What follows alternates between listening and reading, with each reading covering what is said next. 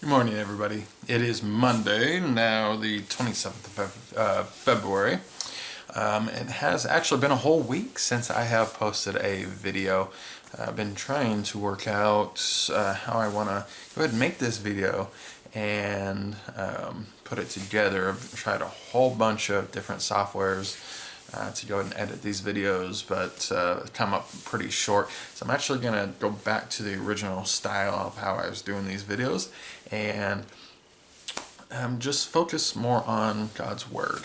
I'm very happy to bring this to you. So I'm redoing Matthew 15 and 16. I re-recorded it a few times, and this is about the third time I've done it. So let's go ahead and start today. I'm very happy and excited to bring it to you. And let's jump in. Chapter 15. Then the scribes and the Pharisees who were from Jerusalem came to Jesus, saying, "Why do your disciples transgress the traditions of the elders? For they do not wash their hands when they eat bread." He answered and said to them, "Why do you also transgress the commandments of God? Because of your traditions. For God commanded, saying, 'Honor your father and your mother,' and he who curses father and mother, let him be put to death.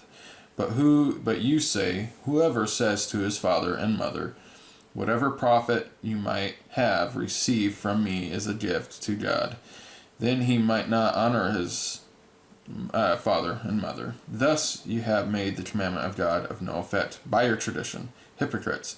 Well did Isaiah prophesy about you, saying, 'These people draw near me with their mouth and honor me with their lips, but their hearts is far from me. And in vain they worship me, teaching as doctrine the commandments of men.'" When he called the multitudes himself, he said to them, "Hear and understand. Not that goes into the mouth which defiles a man, but comes out of the mouth, this defiles a man." Then his disciples came and said to him, "Do you know that the Pharisees were offended when they heard these sayings?" But he answered and said, Every plant which my Father has not planted will be uprooted. Let them alone. They are blind leaders of the blind. And if the blind lead the blind, both will fall into a ditch. Then Peter answered and said to him, "Explain this parable to us." And Jesus said, "Are you still without understanding? Do you not yet understand that whatsoever enters the mouth goes into the stomach and is eliminated? Those things which proceeds out of the mouth comes from the heart, and they defile a man. For out of the heart proceeds evil thoughts, murders, adulteries, fornications, thefts, false witnesses, blasphemies. These are the things which defile a man. But to eat with unwashed hands does not defile a man." Then Jesus went out from there and departed to the region of Tyre and Sidon. And behold, a woman of Canaan came from the region and cried out to him, saying, "Have mercy on me, O Lord, Son of David. My daughter is severely demon-possessed." But he answered her not a word. And his disciples came and urged him, saying, "Send her away, for she cries out after us." But he answered and said, "I was not sent except to the lost sheep of the house of Israel." Then she came and worshipped him, saying, "Lord, help me." But he answered and said, "It is not good to take the children's bread and throw it to the little dogs." And she said, "Yet, Lord, even the little dogs eat the crumbs which fall from the master's table." Then Jesus answered and said to her, "O woman, great is your faith. Let it be to you as you desire." And her daughter was made well, or healed, from that very hour. Jesus departed from there, skirted the Sea of Galilee, and went up to the mountain and sat down there. Then the great multitudes came to him, having with them the lame, blind, mute, maimed, and many others, and they laid them at Jesus' feet. And he healed them. So the multitudes marveled when they saw the mute speaking, and the maimed made whole, the lame walking, and the blind seeing. And they glorified the God of Israel.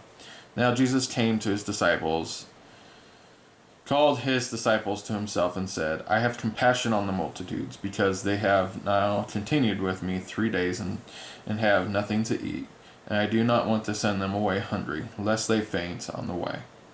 Then his disciples said to him, "Where could we get enough bread in the wilderness to fill such a great multitude?" Jesus said to them, "How many loaves do you have?"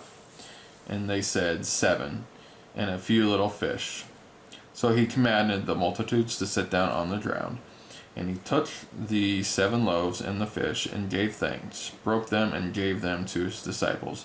And the disciples gave them to the multitudes. So they all ate, and were filled. And they took up 7 large baskets full of fragments that were left. Now those who ate were 4,000 men, besides women and children. And he sent them away, the multitudes, got into the boat, and came to the region of Magdala. Chapter 16. Then the Pharisees and Sadducees came, and testing him, asked that he would show them a sign from heaven. He answered and said to them, "When it is evening, you say, 'It will be fair weather, for the sky is red,' and in the morning, 'It will be foul weather today, for the sky is red and threatening.' Hypocrites! You know how to discern the face of the skies, but you cannot discern the signs of the times. A wicked and adulterous generation seeks after signs, and no sign shall be given it except the signs of the prophet Jonah." And he left them and departed. Now when his disciples had came to the other side, they had forgotten to take bread. Then Jesus said to them, "Take heed and beware of the leaven of the Pharisees and Sadducees." And they reasoned among themselves, saying, "Is it because we have taken no bread?" But Jesus, being aware of it, said to them, "O you of little faith, why do you reason among yourselves, because you have brought no bread? Do you not yet understand or remember the 5 loaves of the 5,000, and how many baskets you took up? Nor the 7 loaves and the 4,000, and how many large baskets you took up? How is it you do not understand that I do not speak to you concerning bread, but to beware of the leaven of the Pharisees and Sadducees?" Then they understood that he did not tell them to beware of the leaven of bread, but of the doctrine of the Pharisees and Sadducees. When Jesus came into the region of Caesarea Philippi, he asked his disciples, saying, Who do men say that I am? Who do men say the Son of Man am?"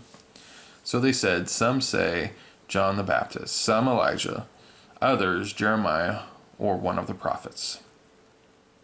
He said to them, "But who do you say that I am?" Simon Peter answered and said, "You are the Christ, the Son of the living God." Jesus said to him, "Blessed art you, Simon Bar-Jonah, for flesh and blood has not revealed this to you, but my Father which is in heaven. And I also say to you that you are Peter, and on this rock I will build my church, and the gates of Hades shall not prevail against it. And I will give you the keys to the kingdom of heaven. And whatsoever you bind on earth will be bound in heaven, and whatsoever you will loose on earth will be loose in heaven." Then he commanded his disciples that they should tell no one that he is Jesus the Christ.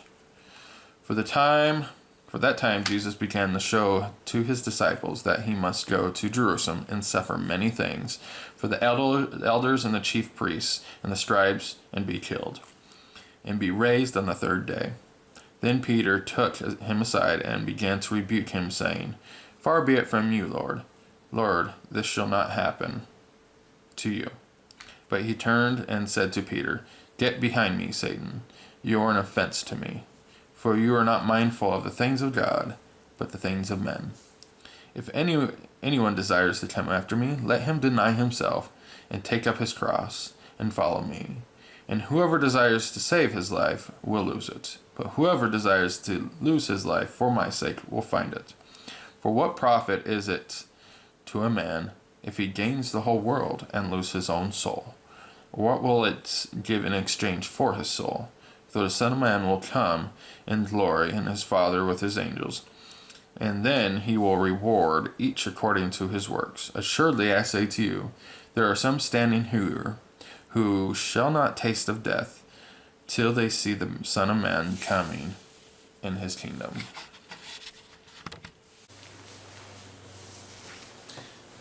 All right, so we just finished up Matthew chapter 15 and 16.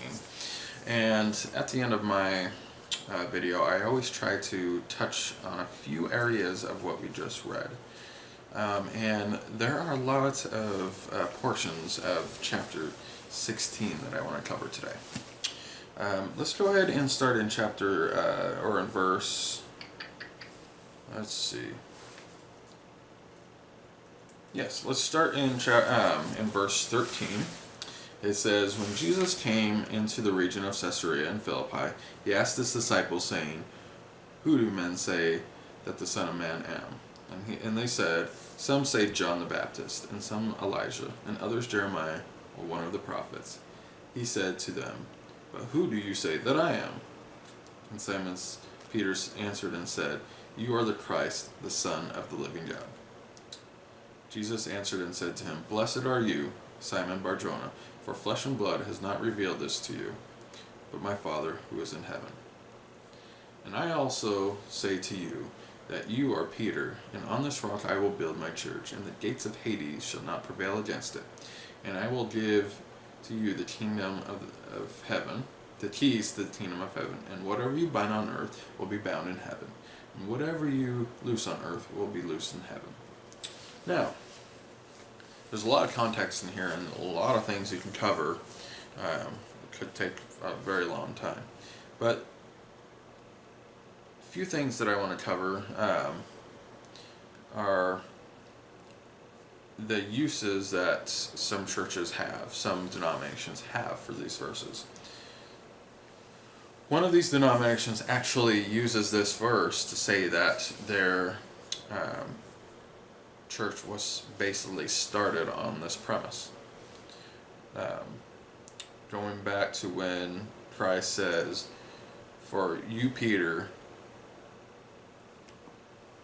and on this rock I will build my church." So, Peter, we'll just name it out, the Catholic Church actually uses this verse to say that Peter started the Catholic Church, and that he is the rock, which is basically the church.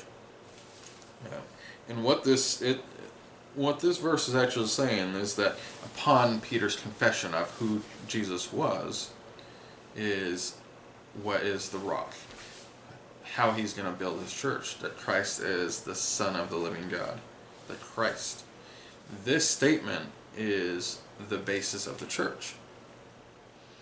And it goes on to say that the gates of hell shall not prevail against it. So, the gates of hell, meaning, it can mean death. So, death itself will not prevail against the church. It could also mean an offensive attack. Probably Satan's foes, or Satan and his demons, know that he is always out to destroy the church. We read that in Ephesians 6, we read that in 1 Peter 5.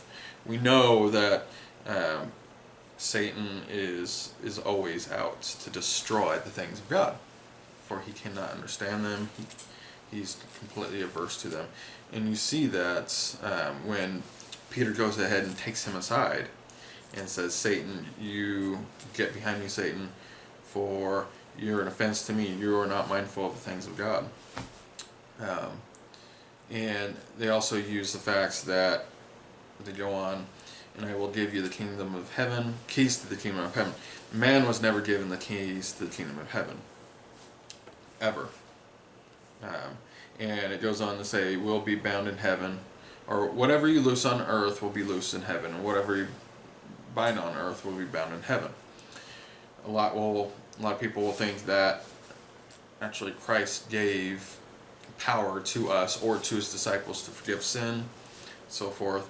That's just basically saying you are able to recall somebody's sins.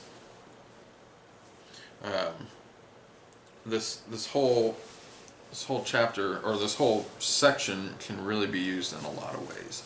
But the idea is to remember that it's Christ is the foundation. Christ is the cornerstone, the chief cornerstone of the church. Not Peter, nothing, but Christ is the rock. Christ, the Son of the living God. The next set I'm going to read to you for is in verse 23. starting in, let's start in verse 22. Then Peter took aside and began to rebuke him, saying, Far be it from you, Lord, this shall not happen to you. But he turned and said to Peter, Get behind me, Satan, you are an offense to me, for you're not mindful of the things of God, but the things of men. There's two ideas here that actually Satan did influence Peter, and Jesus recognized that and said, Get behind me, Satan, go away, and so forth. Or the idea is that Peter, being carnally minded here, said to Jesus, it's not going to happen.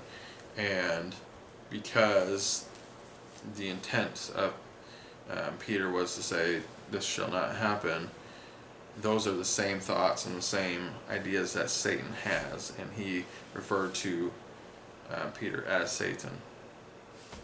You can take it both ways. I'm not going to jump on one interpretation of that or the other. Let's go ahead and jump in further. Verse 24. Then his disciples said to him, and Jesus said to his disciples, If anyone desires to come after me, let him deny himself and take up his cross and follow me. For whoever desires to save his life will lose it. But whoever will lose his life for my sake will find it. For what profit a man if he is to gain the whole world and lose his own soul? What will a man give in exchange for his soul? So, very important. This can be talking about a couple things here. It's talking about those who deny Christ and go to hell, and those who get saved and follow Christ. Also talks, it can very more literally mean for those who are a Christian, those who are saved, follow Christ, versus those who live a self-indulgent life in the world and deny Christ in that sense. And those who lose their life for Christ's sake will find it, who will find a life of peace and of purpose, versus those who deny Jesus and live their life in their own way will never have true peace and a calling with Jesus. And it goes on to say, for who desire, or let's see, for what profit a man if he gains the whole world yet loses his soul? So this here actually speaks more to the latter verses in it, meaning for a person who is saved, who isn't saved. But what profit a man if he is to gain the whole world? So he spends his whole life in the world, spends the whole life in business, in a sense, and owns the whole world, but at the end dies and goes to hell. Or lives the whole world as a Christian, his whole life as a Christian, but lives it for the world, and dies, goes to heaven, and won't have anything to show for it in heaven.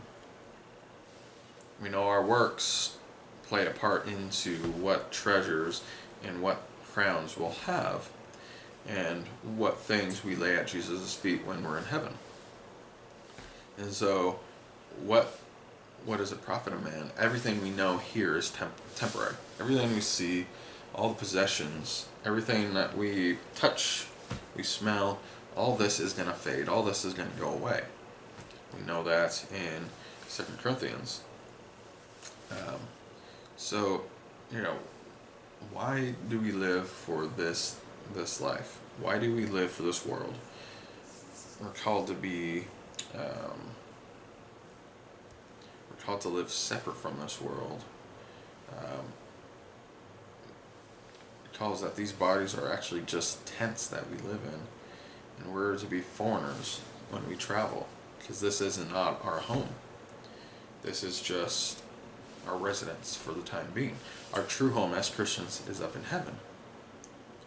But why do we live for this world? And then when we die, we go into heaven and have nothing to show for it. If we live for Christ, only then will we know what true peace and what true contentment is. That's the joy that he calls for, or that he gives us. So go ahead and remember that. Remember that this life means nothing. The things that we're going to go through as Christians means nothing. What means everything is Christ and us being with him. Follow him and live no other way. Get rid of sin. Pray. Read your Bible. Share the gospel. Find God's purpose for you in your life. That's all I have to say. These still are a work in progress. And I'm always looking for advice. So if you have any ideas, please let me know. And I'd be happy to listen to them, maybe even use them in future videos. Please like and subscribe. Share these videos. Thank you so much. I'll be praying for you guys, and God bless.